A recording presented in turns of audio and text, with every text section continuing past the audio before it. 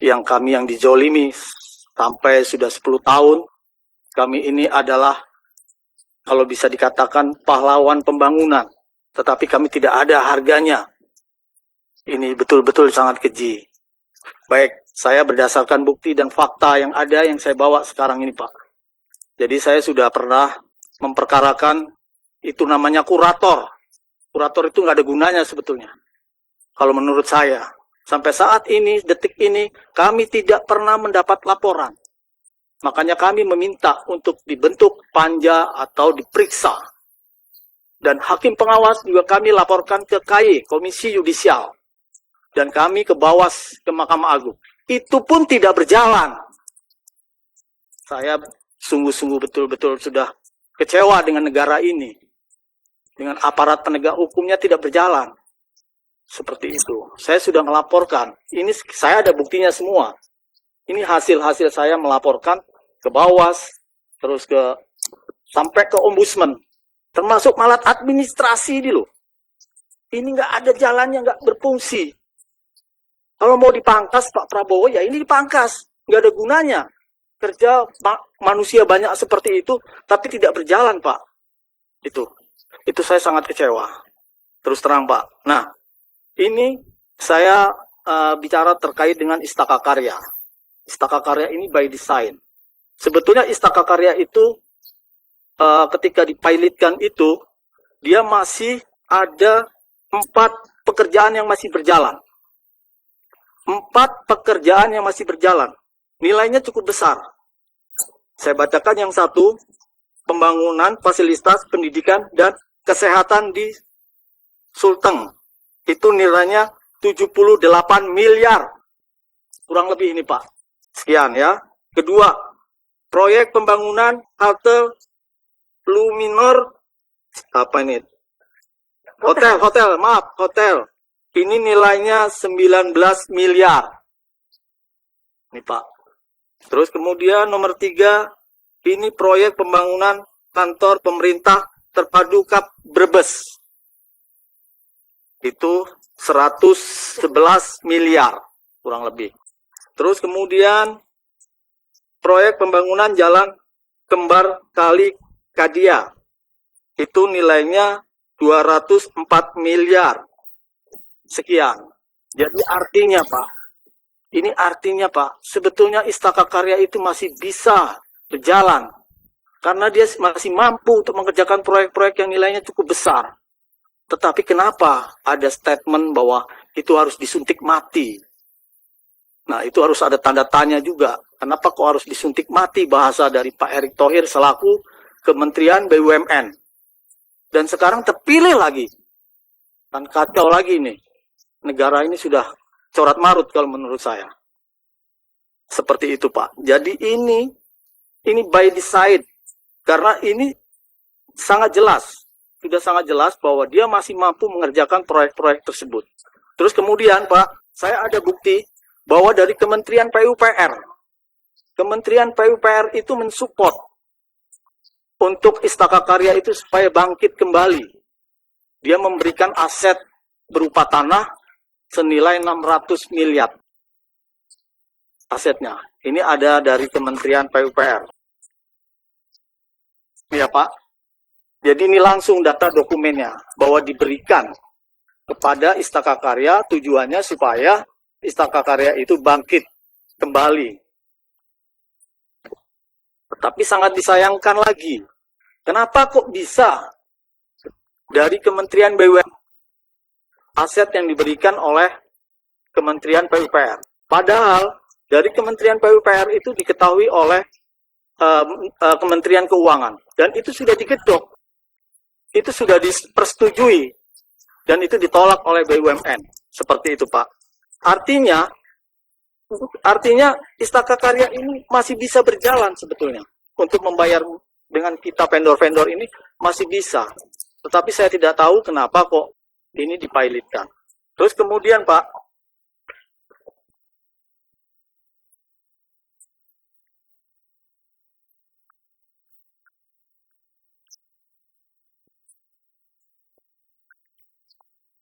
nah kemudian saya menemukan dokumen notulen rapat di PPA.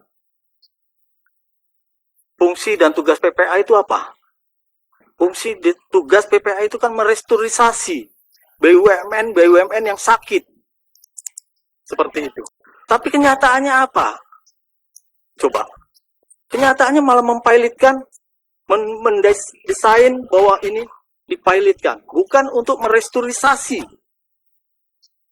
Ada rapat-rapat tertentu, saya juga memiliki bukti-buktinya.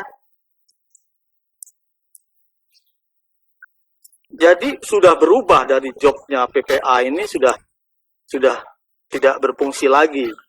Karena kalau ibarat kata orang sakit, itu PPA itu adalah dokternya. Dia akan menyembuhkan sampai pasiennya itu sampai sembuh. Tapi kenyataannya, ya udah suntik mati aja, kan gitu. Sudah mati selesai pekerjaan, kan gitu. Mereka dapat uang, kita korban-korbannya, seperti itu. Itu Bapak, itu tugas PPA juga perlu diperiksa, perlu dipanggil. Karena ini sangat penting, seperti itu.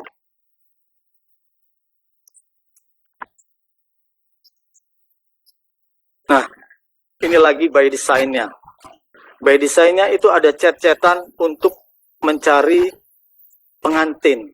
Artinya untuk mencari siapa yang mau bersedia untuk mempilotkan Istaka Karya.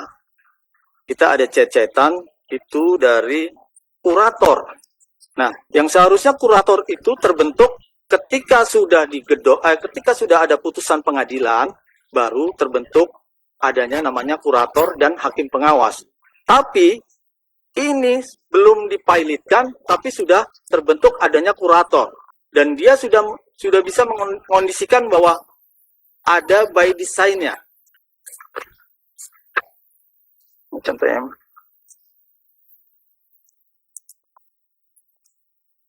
Notulen mana?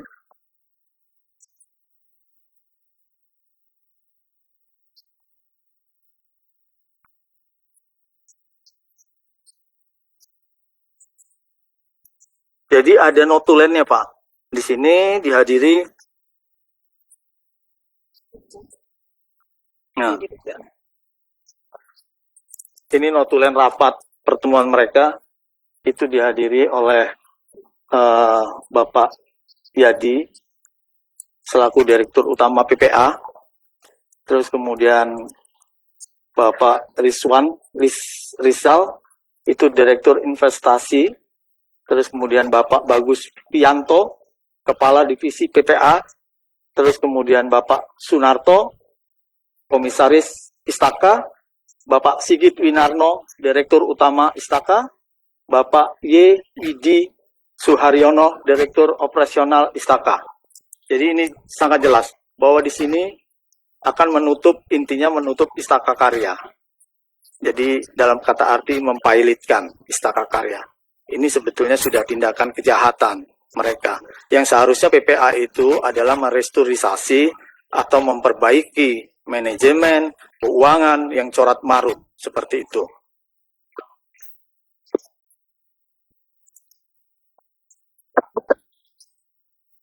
Nah, ini bukti chat-chatan juga, Pak. Ini bukti chat-chatan bahwa untuk mencari yang bersedia untuk mempilotkan, ya kan, silakan. Di sini ada chat-chatan, nanti bisa kami berikan. Nah, pada intinya chat-chatan ini adalah mencari pendamping yang bersedia. Nah, ini nilainya yang dicari kecil-kecil, Pak. Yang 200 juta, 300 juta, yang bisa mempilotkan. Itu dari indikasinya seperti itu.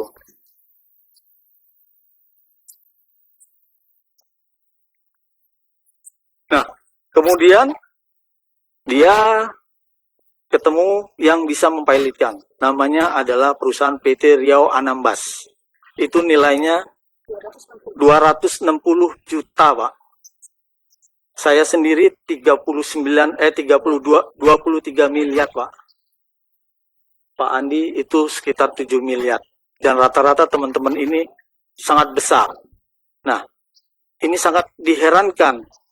260 juta bisa mempilotkan tanpa koordinasi dengan yang lain. Artinya itu sudah bisa bertemu dengan pengantin tadi yang bersedia untuk mempilotkan.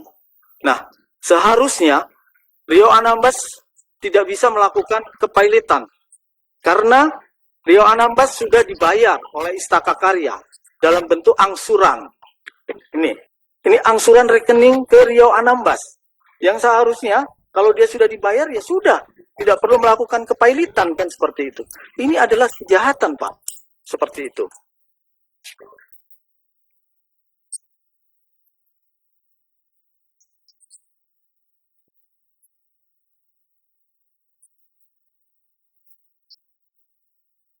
Ini corot marutnya lagi Istaka Karya. Tidak pernah diaudit. Di mana fungsinya Kementerian BUMN?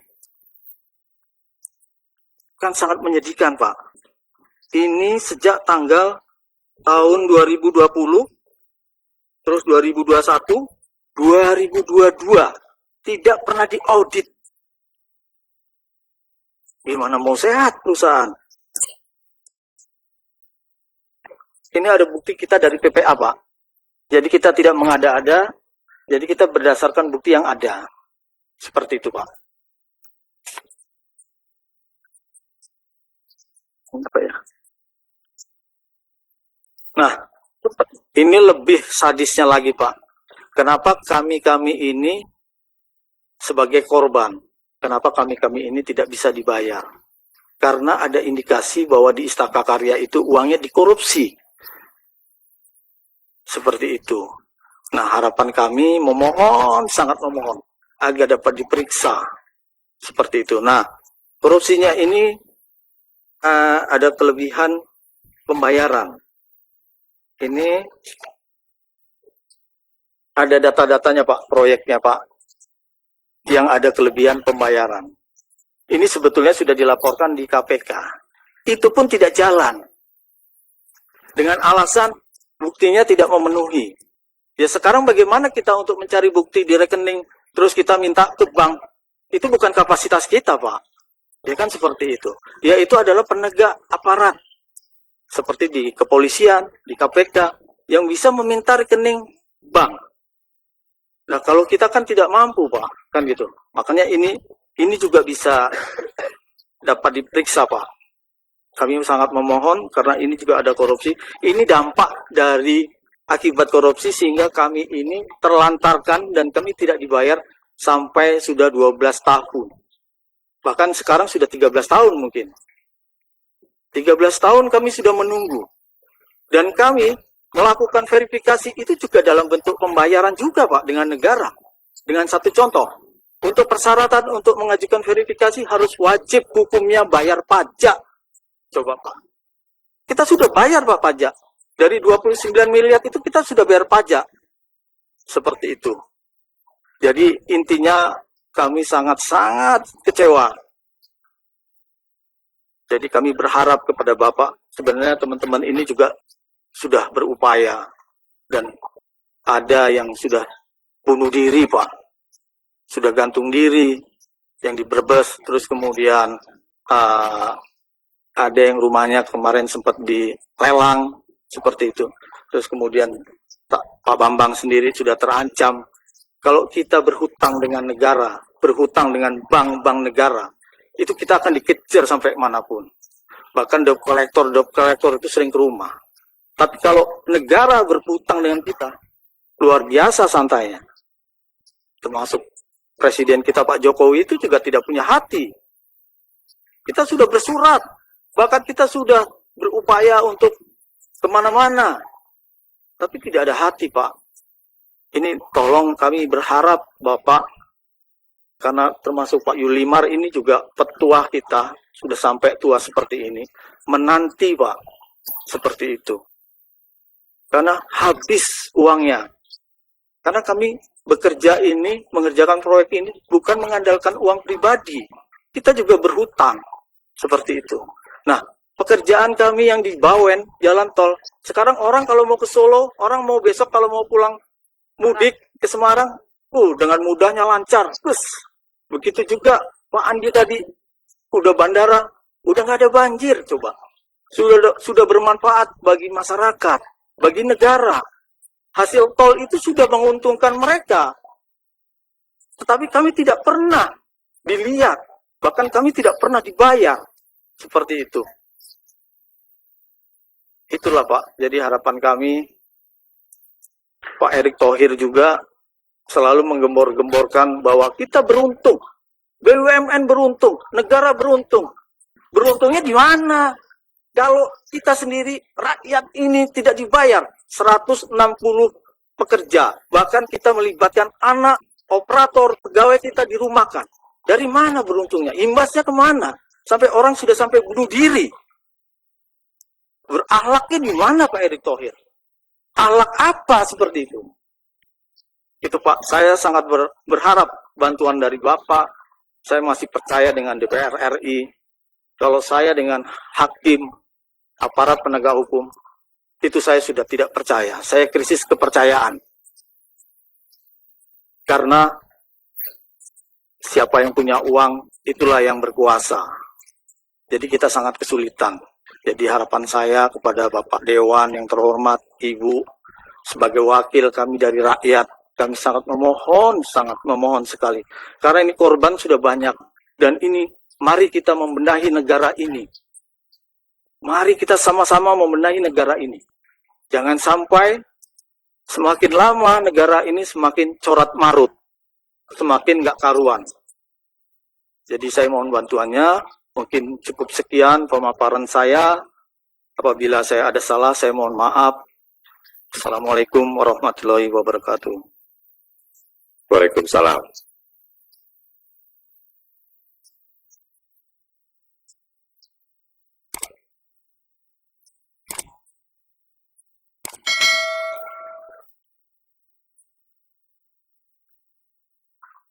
Terima kasih Bapak dan Ibu, kami diberikan kesempatan untuk yang kedua kalinya. Mungkin saya cuma hanya sekedar memaparkan bahwa kepailitan ini adalah by design dan ini adalah tindakan kejahatan. Kalau saya bisa mengutip dari Prof. Mahfud, itu adalah korupsi gaya baru. Ternyata kalau saya teliti dan saya telaah, memang betul di sini ada korupsinya. Seperti itu. Dan penegak hukum tidak berjalan sama sekali. Saya sudah berapa tahun, saya sudah mempelajari, bahkan saya sudah ke mana-mana, ternyata hasilnya nol. Maka saya berharap kepada Bapak di DPR RI mewakili kami sebagai rakyat, yang dizolimi sampai sudah 10 tahun. Kami ini adalah, kalau bisa dikatakan, pahlawan pembangunan. Tetapi kami tidak ada